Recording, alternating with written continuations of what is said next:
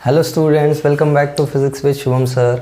आज हम लोग ग्रेविटेशन में नया लेक्चर लेके आ गए हैं, ग्रेविटेशन 06। अब तक 5 वीडियोस अपलोड हो गए हैं ग्रेविटेशन चैप्टर में 01 से 05 तक। उसका लिंक डिस्क्रिप्शन में डाल दिया है, मोर पे क्लिक करोगे तो तुमको सारे लिंक्स मिल जाएंगे, ठीक है। तो हम लोग ने पिछले लेक्चर में एक बहुत इंपॉर्टेंट चीज़ पढ़ा which was potential energy of an object in the vicinity of the earth surface, ऐसा बोल सकते हो, या basically near the surface of the earth, या जहाँ भी। हमने एक चीज़ पढ़ा कि अगर कोई ऑब्जेक्ट है, जैसे फॉर एग्जांपल मैं एक्सप्रेशन लिखूं, potential energy of an object at r distance from centre of earth, ये हमने पढ़ा था कि ये आता है -GMM अपॉन R। याद है ये चीज़ हमने डिराइव की लास्ट लेक्चर में 05। तो ये देखो पोटेंशियल एनर्जी समझ के आओगे तो आज का लेक्चर बहुत अच्छे से समझेगा।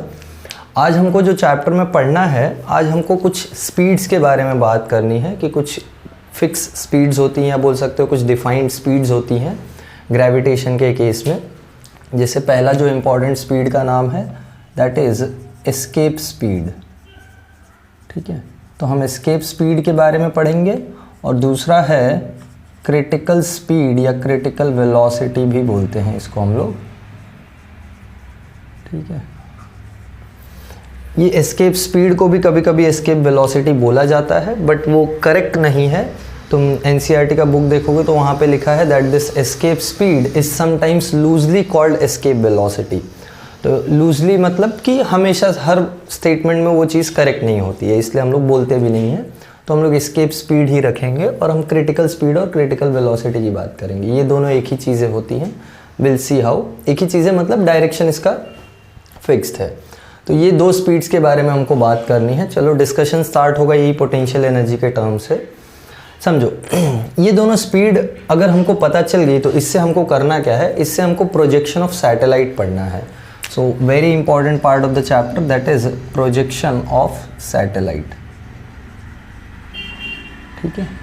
ये हमको सीखना है मतलब समझना है कि कैसे सैटेलाइट को हम प्रोजेक्ट करते हैं और कैसे अलग अलग तरह की ऑर्बिट्स डिसाइड होती हैं। अब जैसे कोई सैटेलाइट है वो एक सर्कुलर ऑर्बिट में जा सकता है, एक छोटे एलिप्टिकल ऑर्बिट में जा सकता है, एक बड़े एलिप्टिकल ऑर्बिट में जा सकता है, या अगर सपोज़ मुझे सैटेलाइट या कोई रोवर वगैरह है, मुझे यहाँ से मार्स पे भेजना है, तो वो सारी चीज़ें हम लोग थोड़ा थोड़ा ऊपर से समझेंगे। ऑर्बिटल मैकेनिक्स नहीं पढ़ाऊँगा, डोंट वरी, इतना डिटेल में नहीं है हमको, बट हाँ इंट्रो समझना पड़ेगा, ठीक है। तो चलो यहीं से स्टार्ट करते हैं इंट्रो या डिस्कशन। हम लोग सबसे पहले हम लोग बात कर लेंगे एस्केप स्पीड के बारे में, ठीक है। हम लोग एस्केप स्पीड का एक एक्सप्रेशन निकालेंगे और देखेंगे कि वैल्यू कितनी है और उसका मीनिंग क्या है। देखो फर्स्ट ऑफ ऑल, अगर कोई ऑब्जेक्ट है, if an object is at the surface of अर्थ, ठीक है। कोई ऑब्जेक्ट है सरफेस ऑफ अर्थ पे, जैसे ये मार्कर ले लो, मैं हूँ, ये बोर्ड है, ये घर है, सब कुछ। कोई ऑब्जेक्ट है जो सरफेस ऑफ अर्थ पे है, सो उसका पोटेंशियल एनर्जी क्या होता है, its potential energy is given as U is equal to -GMM/R, right. ये सरफेस के लिए पोटेंशियल एनर्जी है ना, याद है। तो हम एस्केप स्पीड भी जो कैलकुलेट कर रहे हैं वो from surface of earth calculate करेंगे। तो एस्केप स्पीड का मीनिंग समझ लो। एस्केप स्पीड का मीनिंग है कि इस पेन को, अगर इस पेन के लिए एस्केप स्पीड में निकाल रहा हूँ, तो इस पेन को कितने स्पीड से फेंका जाए कि ये अर्थ के ग्रेविटेशनल इफेक्ट को एस्केप कर जाए, अर्थ को एस्केप कर जाए, मतलब अर्थ इसको वापस ना खींच पाए। सो एस्केप स्पीड अगर हम लोग डिफाइन करें तो it is the minimum speed with which an object must be launched in order to escape Earth's gravitational pull, ठीक है। अर्थ का ग्रेविटेशनल पुल को एस्केप करने के लिए कितना मिनिमम स्पीड से फेंकना पड़ेगा चीज़ों को, उसी स्पीड को हम क्या बोल देते हैं, एस्केप स्पीड, ठीक है। तो अगर कोई ऑब्जेक्ट सरफेस पे है तो उसके पास पोटेंशियल एनर्जी इतनी है, और सपोज वो ऑब्जेक्ट रुका हुआ है मतलब जैसे ये मार्कर अभी मूविंग नहीं है ना, यहाँ वहाँ दौड़ भाग नहीं रहा है, तो काइनेटिक एनर्जी 0 है। So this energy is also total energy for an object at rest. कोई ऑब्जेक्ट अगर रेस्ट पे है तो यही एनर्जी टोटल एनर्जी भी हो जाएगी। सो देयरफॉर टोटल एनर्जी, देखो ये जो टोटल एनर्जी का कॉन्सेप्ट है ये हम लोग सैटेलाइट के लिए अलग से करेंगे, तो परेशान मत होना, एनर्जी ऑफ सैटेलाइट हम लोग बाद में करेंगे चैप्टर में। टोटल एनर्जी किसी ऑब्जेक्ट के लिए, जो अभी ऑब्जेक्ट जो अर्थ पे उसका हम लोग बात कर रहे हैं, तो टोटल एनर्जी है -GMM/r, ठीक है। माइनस साइन का मतलब क्या होता है, माइनस साइन का मतलब है कि ये ऑब्जेक्ट सरफेस से बाउंडेड है। नेगेटिव साइन का मीनिंग है, negative sign indicates object is bounded, समझा ये। ऑब्जेक्ट बाउंडेड है, तो अगर बाउंडेड है मतलब अर्थ ने पकड़ के रखा है और इतनी एनर्जी है, तो ज़रा ध्यान से समझो, लास्ट टाइम जो हम लोग डिस्कस कर रहे थे पोटेंशियल एनर्जी का एक्सप्रेशन डिराइव करने के टाइम, तो हम लोग ने नेगेटिव पोटेंशियल एनर्जी को ठीक से समझा था। इसका मीनिंग होता है कि जब ऑब्जेक्ट अर्थ की तरफ आ रहा है तो उसकी एनर्जी लूज़ हो रही है। देखो ना, नेगेटिव पोटेंशियल एनर्जी का मतलब क्या है कि इस ऑब्जेक्ट ने इतनी एनर्जी लूज़ कर दी है, माइनस है इसकी एनर्जी। माइनस मतलब जो वैल्यू थी उसके पास उसमें से इतनी निकल गई है, क्योंकि अर्थ ने इसको अपनी तरफ खींच लिया है, तो इसकी एनर्जी लूज़ हो रही है जैसे जैसे ये अर्थ के पास जा रहा है। ये पेन देखो ना, जैसे जैसे अर्थ के पास गिरता है इसकी पोटेंशियल एनर्जी कम होती जाती है ना, तो यही तो बात हम लोग करते हैं। तो एक्चुअल में इसके पास से इतनी एनर्जी निकल गई या इतनी एनर्जी निकल गई है। So in order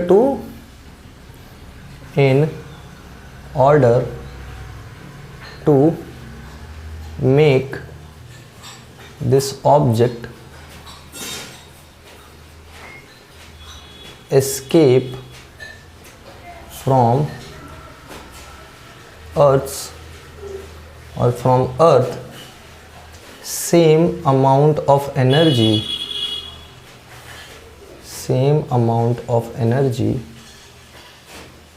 should be given in the form of kinetic energy. तो ठीक से समझो, अगर मुझे इसको फ्री करना है, ये बॉडी का एनर्जी इतना है, मतलब इस बॉडी ने इतना एनर्जी लूज़ कर दिया है, तो अगर मुझे इसको फ्री करना है, जैसे ये मार्कर ये बॉडी है, तो मैं क्या करूँ, इसको काइनेटिक एनर्जी दूँ, फेंकना पड़ेगा ना। देखो एस्केप स्पीड क्या है, एस्केप स्पीड है मिनिमम स्पीड जिससे ऑब्जेक्ट को लॉन्च करना है। तो मैं उसको जिस स्पीड से लॉन्च करूँगा वो स्पीड की वजह से उसके पास कौन सी एनर्जी आएगी, काइनेटिक एनर्जी ना। तो हमको देना यही एनर्जी है, यही एनर्जी हमको देना है, बस किस फॉर्म में देना है, काइनेटिक एनर्जी के फॉर्म में। और एक बात और ध्यान रखना, ये जो एनर्जी नेगेटिव है इतना ही पॉजिटिव एनर्जी हमको देना है। अरे पॉजिटिव एनर्जी का मतलब क्या है कि इस बॉडी ने एनर्जी लूज़ की थी, हमने इसको एनर्जी दे दी, तो वही हो जाएगी पॉजिटिव एनर्जी। तो बस इतनी ही एनर्जी अगर हम लोग इसको दे दें तो वही एनर्जी हो जाएगी इसकी एस्केप स्पीड की एनर्जी, या बोल सकते हो वही एनर्जी का जो काइनेटिक, वही स्पीड का जो काइनेटिक एनर्जी होगा वो इसके इक्वल होना चाहिए। So therefore kinetic energy should be equal to the negative of total energy, या मैं ऐसे डायरेक्ट लिखता हूँ GMM/r।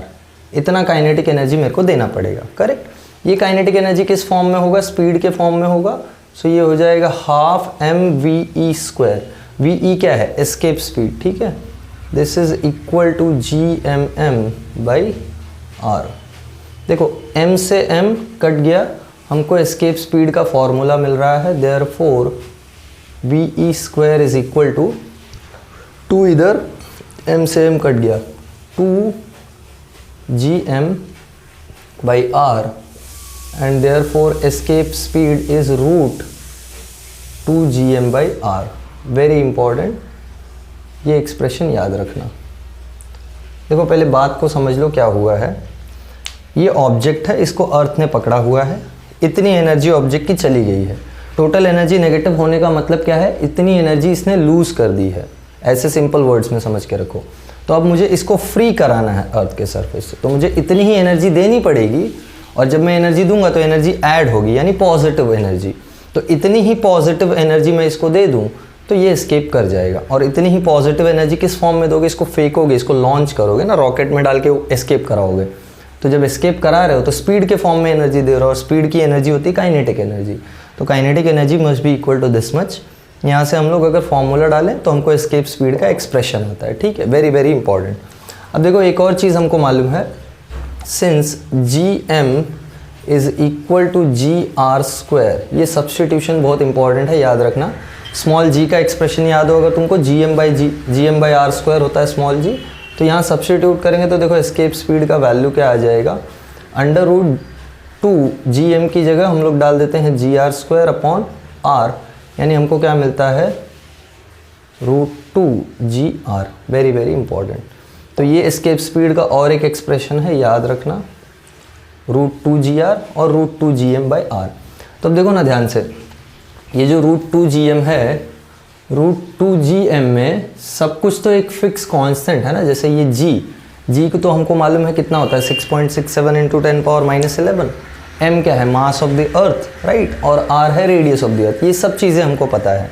तो अगर हम लोग एस्केप स्पीड कैलकुलेट करते हैं सरफेस ऑफ अर्थ से, तो ये नियरली आता है 11.2 किलोमीटर पर सेकेंड। सही पढ़ा है तुमने, 11.2 किलोमीटर्स पर सेकेंड।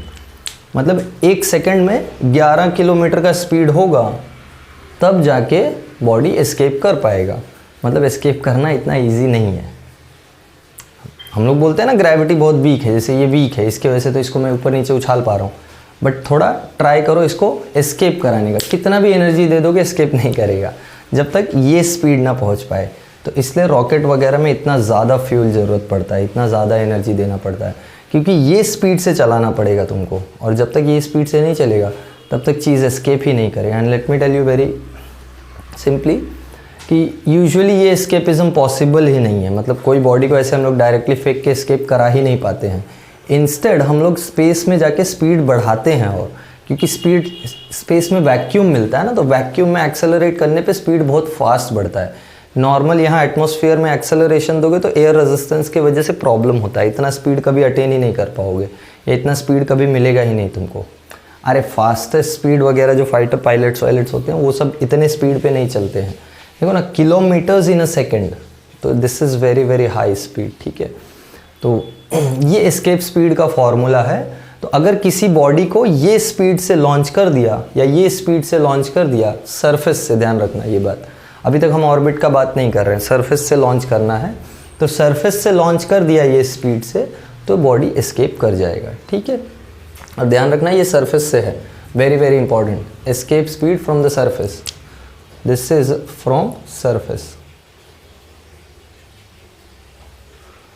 ठीक है, तो ये याद रखो। ठीक है, ये नोट डाउन कर लो पॉज करके। अच्छा, ये जो एनर्जी हम देते हैं ना,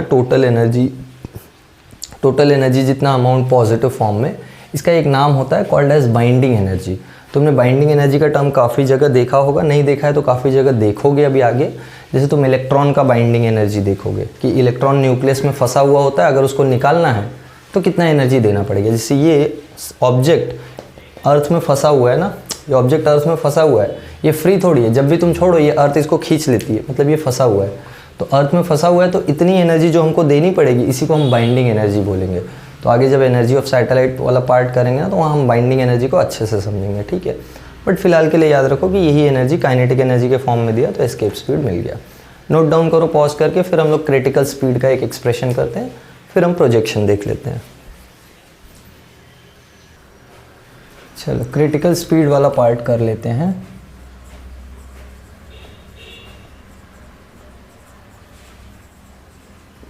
देखो क्रिटिकल स्पीड या क्रिटिकल वेलोसिटी क्या होती है मैं बता देता हूँ। ये सैटेलाइट का बात होगा, सैटेलाइट या कोई ऑब्जेक्ट, यूजुअली हम लोग सैटेलाइट का ही बात करते हैं। तो critical velocity of a satellite, ठीक है, इसका मीनिंग क्या है ज़रा समझ लो। मीनिंग मतलब इसका डेफिनेशन बताता हूँ, फिर मीनिंग समझेगा। Definition is it is the minimum horizontal velocity with which the satellite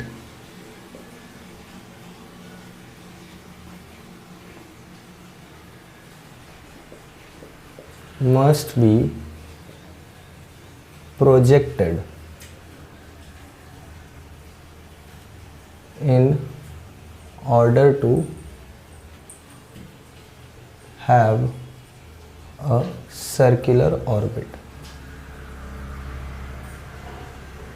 एक तो ये डेफिनेशन है, और एक इसका सिंपल वर्ड्स में डेफिनेशन ये हो जाएगा कि वो स्पीड जिससे सैटेलाइट सर्कुलर ऑर्बिट में रिवॉल्व करते हैं उसी को हम क्रिटिकल स्पीड बोलते हैं। मतलब जैसे ये अपना प्लैनेट है और इस प्लैनेट के साइड में, या साइड बोल रहा हूँ, इस प्लैनेट के अराउंड मुझे एक सैटेलाइट लॉन्च करना है। सपोज़ ये हाइट पे जाके मुझे एक सैटेलाइट लॉन्च करना है, जैसे देखो ये हाइट पे जाके मुझे एक सैटेलाइट लॉन्च करना है, ठीक है।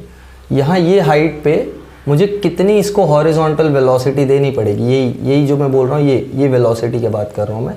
ये हॉरिजॉन्टल वेलोसिटी मुझे कितनी देनी पड़ेगी such that this satellite takes a circular orbit, ये एक सर्कुलर ऑर्बिट ले लेता है। तो ये जो स्पीड है जिससे हम इसको लॉन्च करते हैं और ये एक सर्कुलर ऑर्बिट ले लेता है, उसी को हम बोलते हैं क्रिटिकल स्पीड, ठीक है। मिनिमम स्पीड या minimum horizontal speed with which the satellite must be projected in order to have a circular orbit around the earth के अराउंड अगर सर्कुलर ऑर्बिट चाहिए तो कितने मिनिमम स्पीड से लॉन्च करना पड़ेगा। देखो चीज़ों को समझ लो थोड़ा। अगर जैसे ये मैं क्रिटिकल स्पीड का वैल्यू, क्रिटिकल स्पीड क्यों ज़रूरी है, अगर मैं इतना स्पीड नहीं दूं तो अर्थ इसको खींच लेगा ना सैटेलाइट को। तो जब इसके पास स्पीड होगी, जो एनर्जी होगी, उसी एनर्जी से तो ये मेंटेन कर पाएगा ना मोशन। तो अगर कोई सैटेलाइट रिवॉल्व कर रहा है अर्थ के अराउंड, सपोज कर लेते हैं h हाइट पे रिवॉल्व कर रहा है, तो ये सेंटर से रेडियस हो गया और सरफेस से h डिस्टेंस ऊपर है।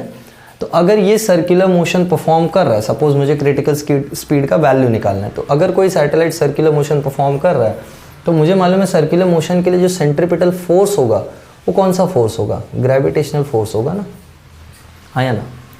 सेंट्रीपिटल फोर्स मतलब ऐसा फोर्स है जो सेंटर की तरफ जाता है। तो इस ऑर्बिट का सेंटर कहाँ है, ये जो ऑर्बिट ले रहा है सैटेलाइट, इसका सेंटर कहाँ है, यहाँ तो सेंटर ऑफ अर्थ ही तो है। तो सेंटर से डिस्टेंस कितना है r+h, और सेंटर की तरफ जाने वाला फोर्स कौन सा है, force of gravity. So for a satellite revolving in a circular orbit, expression देख लो, फॉर अ सैटेलाइट रिवॉल्विंग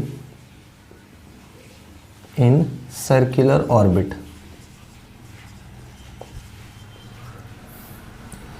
हमको मालूम है centripetal force must be equal to gravitational force. समझा, ठीक है। चलो, सेंट्रीपिटल फोर्स का फॉर्मूला हमको मालूम है। सेंट्रीपिटल फोर्स होता है mv²/r, r यानी रेडियस ऑफ द ऑर्बिट या रेडियस ऑफ द सर्कल। कितना है रेडियस, रेडियस है r+h, ध्यान रखना, ठीक है। ये क्लियर नहीं दिखाई पड़ रहा है h, तो मैं ऐसे लिख देता हूँ। ये r नहीं दिखाई पड़ रहा है तो मैं r ऐसे लिख देता हूँ। तो ये r+h, तो mv²/r होता है, और ग्रेविटेशनल फोर्स का फॉर्मूला gmm/r+h², राइट। यहाँ की ग्रेविटेशनल फोर्स क्या हो जाएगा, gmm/r+h²। अब ऑफकोर्स ये सैटेलाइट का मास अगर m है तब ये सब चीज़ें ट्रू हैं, ध्यान रखना। तो हम लोग मास m ले लेते हैं। चलो यहाँ से एक्सप्रेशन निकाल लेते हैं, कैसे निकलेगा। ये r+h का स्क्वायर कट गया, ये m से m कट गया। अब अगर सर्कुलर मोशन में जा रहा है तो कौन सा स्पीड होगा, ये क्रिटिकल स्पीड होगा। सो vc² का वैल्यू देखो क्या मिल रहा है, gm/r+h, करेक्ट। यानी vc का वैल्यू क्या आ रहा है, √gm/r+h। This is the formula for critical speed या क्रिटिकल वेलोसिटी। अब इसको हम लोग इसलिए वेलोसिटी बोल सकते हैं क्योंकि इसका डायरेक्शन हम देख रहे हैं कहाँ है, इसका डायरेक्शन दिखाई पड़ रहा है। एस्केप स्पीड के केस में डायरेक्शन फिक्स नहीं होता है, अलग अलग जगह से चीज़ें एस्केप करती हैं, तो इसलिए हम लोग इसको क्रिटिकल वेलोसिटी भी बोलते हैं। But in simple words will just call it critical speed, ठीक है। ये आया क्रिटिकल स्पीड। फिर से हमको मालूम है हम सब्स्टिट्यूशन कर सकते हैं, या चलो ठीक है, ये हम लोग क्रिटिकल स्पीड का एक्सप्रेशन लेके चलते हैं।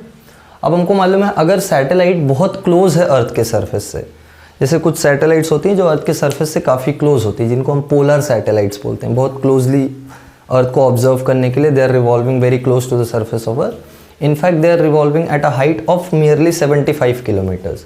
अर्थ के सरफेस से खाली 75 किलोमीटर्स के हाइट पे दे गो इन सर्कल्स। तो सर्कल्स में अगर जा रही हैं, सो फॉर अ सैटेलाइट, कोई सैटेलाइट अगर very close to Earth surface है,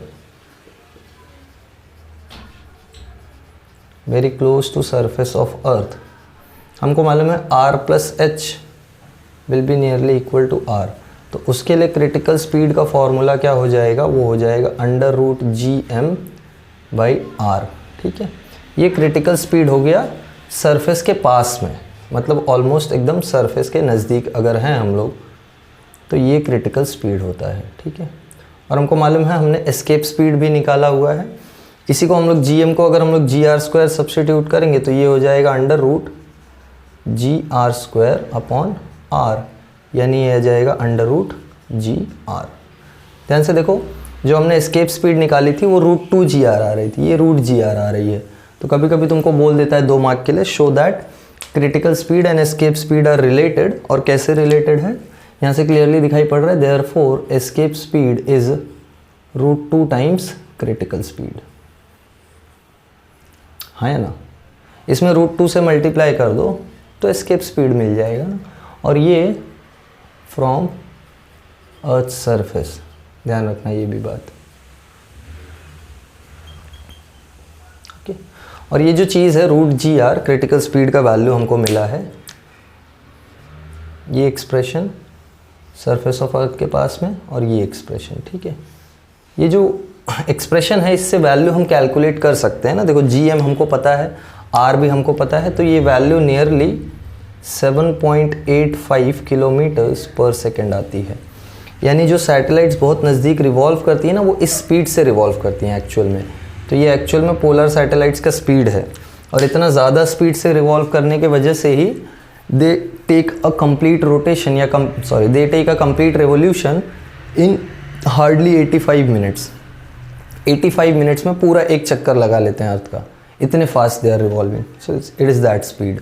तो अगर कोई चीज़, जैसे फॉर एग्जांपल ये मार्कर को मुझे, सपोज इमेजिन करो ये मार्कर को मुझे ये हाइट पे ले जाके या बहुत नज़दीक हाइट पे ले जाके सर्कल में घुमाना है, तो मुझे कितने स्पीड से फेंकना पड़ेगा, इतने स्पीड से फेंकना पड़ेगा, तब जाके ये सर्कल में जाएगा। अगर इस स्पीड से कम फेंका तो अर्थ इसको खींच लेगा, समझा, अर्थ इसको खींच लेगा। So that's why the minimum speed is required, और इसी को हम क्रिटिकल स्पीड बोलते हैं।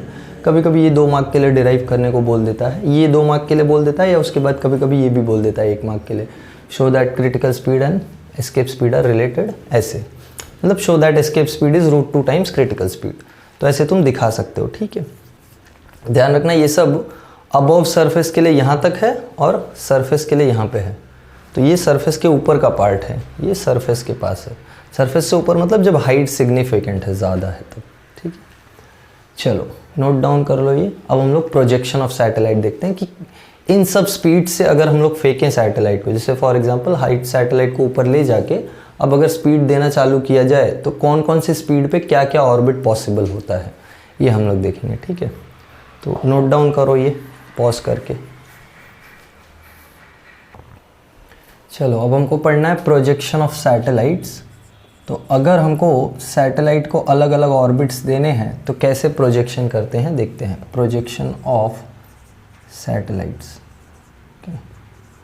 देखो सैटेलाइट्स के बहुत सारे टाइप्स हैं। सैटेलाइट्स तुमको मालूम है, टाइप्स मतलब बेसिक कैटेगरी जो होती है वो नेचुरल और आर्टिफिशियल में होती है।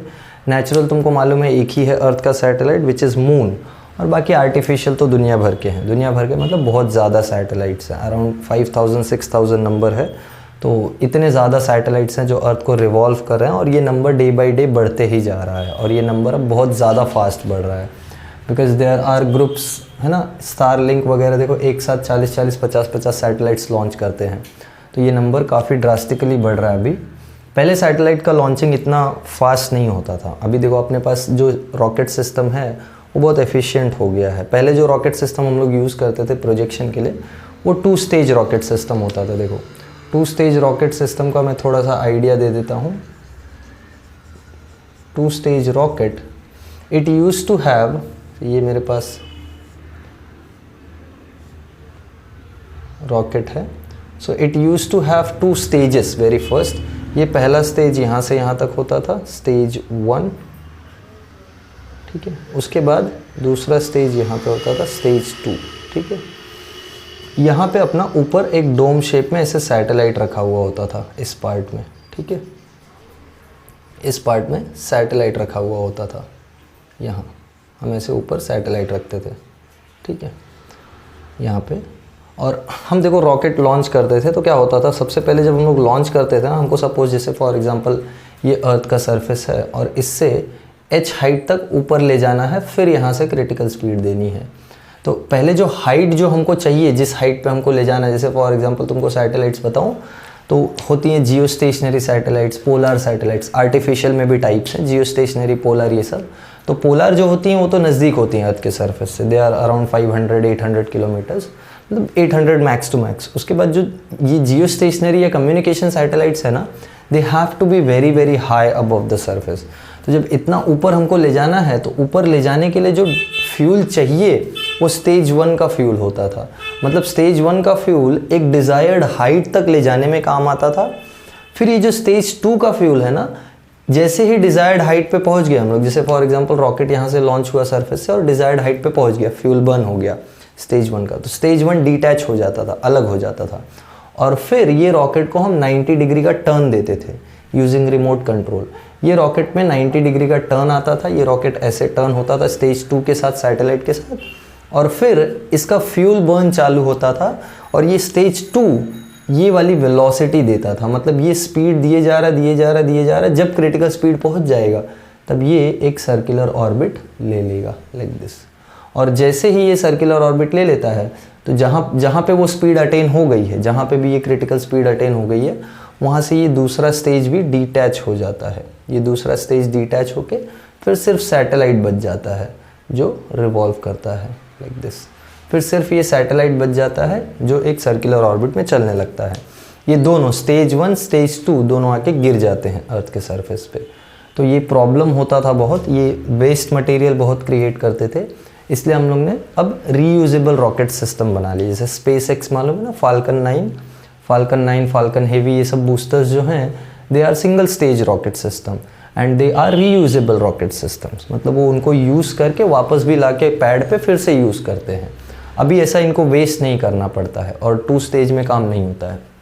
एक ही फ्यूल होता है या एक ही पूरा कंटेनर होता है फ्यूल का। अभी हम क्रायोजेनिक फ्यूल्स पे ज़्यादा वो करते हैं ना, तो एक ही फ्यूल टैंक होता है, वही फ्यूल टैंक पूरा काम कर देता है, पूरा काम करके रिटर्न भी आ जाता है।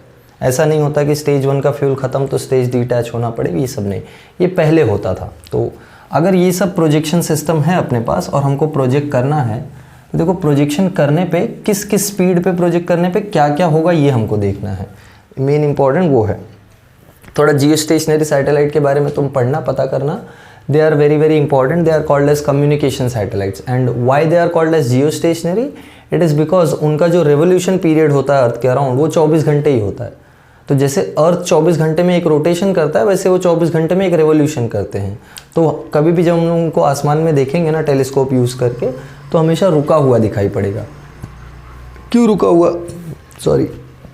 हुआ दिखाई पड़ेगा? क्योंकि उसका जो स्पीड है और तुम्हारे अर्थ के रोटेशन का जो स्पीड है वो सेम है, मैच कर रहा है। तो इसलिए उनको जियो सिंक्रोनस, जियो स्टेशनरी ऐसे सैटेलाइट्स बोलते हैं। They will always appear stationary in the sky. ठीक है, चलो हम लोग देख लेते हैं प्रोजेक्शन के बारे में। ये तो जनरल इन्फॉर्मेशन है, बात करते रहेंगे तो होता ही रहेगा। देखो जैसे फॉर एग्जांपल सपोज ये अर्थ है, ठीक है। अर्थ इतना छोटा कैसे हो गया अचानक से? चलो इस पर्टिकुलर डिस्कशन के लिए हम छोटा ले लेते हैं अर्थ को, ओके। क्योंकि अब जो ऑर्बिट्स वगैरह का बात होगा वो काफ़ी हाई ऑर्बिट्स होंगे। सपोज जैसे इस अर्थ के सरफेस से या ये अर्थ से मैं सैटेलाइट को h हाइट ऊपर ले जाके प्रोजेक्शन देने वाला हूँ। देखो ध्यान से, सपोज़ मुझे यहाँ लाके प्रोजेक्शन देना है ये हाइट पे, ठीक है। ये मेरा पॉइंट ऑफ प्रोजेक्शन है P। यहाँ से मैं हॉरिजॉन्टल स्पीड देता हूँ, देखो ध्यान से, ये है मेरा हॉरिजॉन्टल स्पीड V हॉरिजॉन्टल। तो पहला केस क्या है, पहला केस है if V horizontal is less than critical speed. ध्यान दो, अगर क्रिटिकल स्पीड से कम दिया, हमको मालूम है क्रिटिकल स्पीड देंगे तो क्या हो जाएगा, सर्कुलर ऑर्बिट में चला जाएगा ना ये, ठीक। पहला केस ये है कि if VH is less than VC, तब क्या होगा, तब ये सैटेलाइट जो है ना ये ऑर्बिट में तो जाएगा, बट सर्कुलर ऑर्बिट में ना जाके ये एक एलिप्टिकल ऑर्बिट में जाएगा। ध्यान दो, ये एक एलिप्टिकल ऑर्बिट में जाएगा, where the ellipse will be somewhat like this. मतलब ये पॉइंट जो है ये तुम्हारा एपोजी हो जाएगा, और ये एपोजी है तो यहाँ ये आएगा तो अर्थ से क्लोजेस्ट पॉइंट यानी ये पॉइंट पेरिजी हो जाएगा। तो अब हमेशा ऐसा नहीं होता है कि ये सैटेलाइट अर्थ से सेफ डिस्टेंस पे से निकल जाए, नहीं, ये एलिप्टिकल ऑर्बिट यूजुअली कंटिन्यू नहीं रह पाता है। क्यों मालूम है, क्योंकि जब ये यहाँ से आएगा, यहाँ आते आते अर्थ इतना छोटा है नहीं, बनाने के लिए दिखाया है, तो एक्चुअल में ये अर्थ ऐसा होगा यहाँ पे। तो जब ये सैटेलाइट यहाँ से गुजरेगा ना तो अर्थ का एयर रेजिस्टेंस फेस करेगा, और जब अर्थ का एयर रेजिस्टेंस फेस करेगा तो एनर्जी लूज़ करने लगेगा। तो अगर एनर्जी लूज़ करेगा तो धीरे धीरे धीरे धीरे इसका ऑर्बिट छोटा होते होते ये चला जाएगा अर्थ में। तो यूजुअली 2-3 राउंड तो मार भी नहीं पाता है, यहाँ से आएगा ऐसे ही यहीं स्पाइरल डाउन होकर गिर जाएगा, ठीक है, लाइक दिस। तो यूजुअली हम ये चीज़ अवॉइड करते हैं, बट हाँ कभी कभी अगर हमको चाहिए लो अर्थ ऑर्बिट में सैटेलाइट तो ये मेथड भी हम यूज़ करते हैं, और ये सेफ डिस्टेंस मेंटेन करवा देते हैं। हमको चाहिए वैक्यूम, सिंपल, अगर वैक्यूम में सैटेलाइट है तो एनर्जी लूज़ नहीं करेगा, तो एटलीस्ट इतने डिस्टेंस पे तो रखें कि वैक्यूम में रह पाए। हाँ, थोड़ा डिस्टेंस कम हो गया, सैटेलाइट अर्थ के नज़दीक आ गया तो एनर्जी लूज़ कर देगा, ठीक है। दूसरा केस है if VH is equal to critical speed. तो हमको मालूम है इस केस में क्या होगा, हमको मालूम है इस केस में ये एक सर्कुलर ऑर्बिट ले लेगा लाइक दिस, ठीक है। सर्कुलर ऑर्बिट कम लग रहा है, ये कद्दू बन गया है ना, तो ये एक सर्कुलर ऑर्बिट ले लेगा। चलो ड्राइंग तो मेरी ठीक है कद्दू जैसा लग रहा है ये, तुमको भी लग रहा है? हाँ, चलो एक सेकंड रुको, ट्राई करता हूँ मैं बनाने का।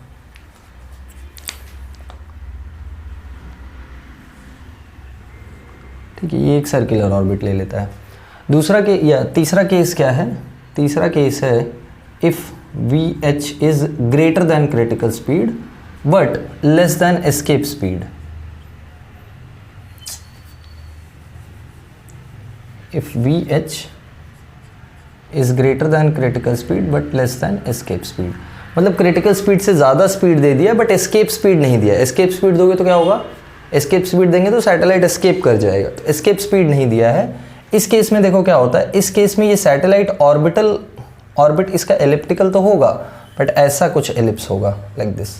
ये एलिप्स में अर्थ अब पेरिजी पे आ गया है। पेरिजी मतलब समझता है ना, स्टार्टिंग में फर्स्ट लेक्चर में केप्लर्स लॉज में पढ़ा है।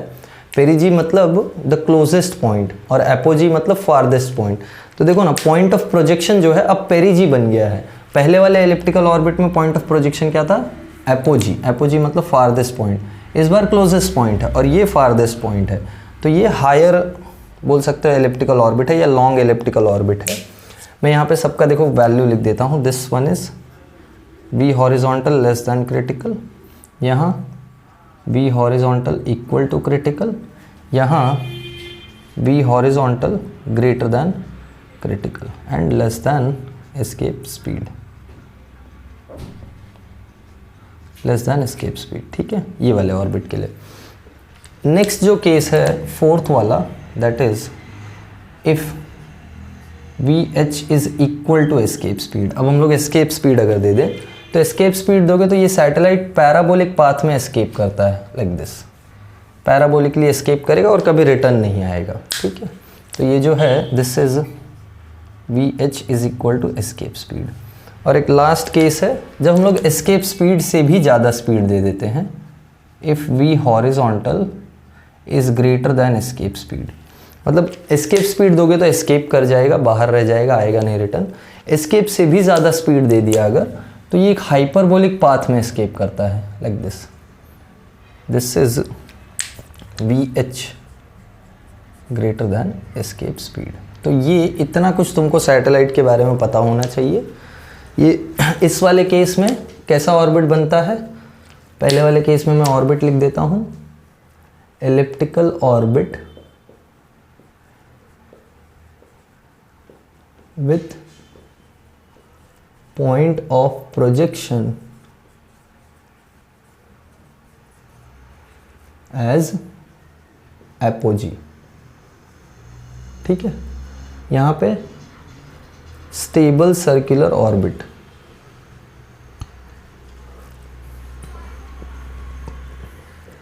यहाँ पे बोलो एलिप्टिकल ऑर्बिट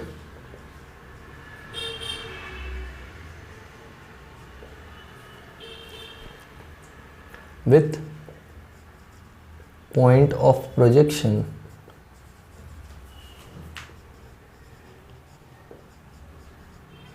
एज पेरिजी। ठीक है, अब पॉइंट ऑफ प्रोजेक्शन क्या बन गया, पेरिजी। ये सब चीज़ें याद होनी चाहिए, एक एक मार्क के MCQ में कभी पूछ लेगा तो फंस जाओगे। ये बहुत इंपॉर्टेंट डेटा है और सिंपल है, कोई ऐसा डिफ़िकल्ट चीज़ नहीं है। यहाँ पे satellite escapes along parabolic path, parabolic path में एस्केप करता है, और यहाँ पे सैटेलाइट एस्केप्स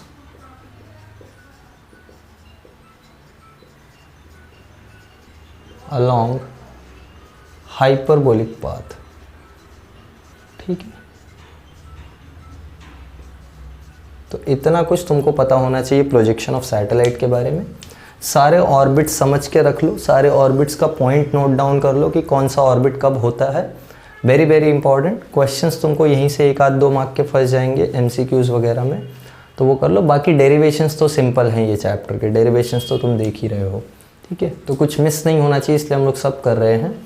आई होप तुमको समझ में आया होगा आज के लेक्चर में जो भी किया है सैटेलाइट से रिलेटेड।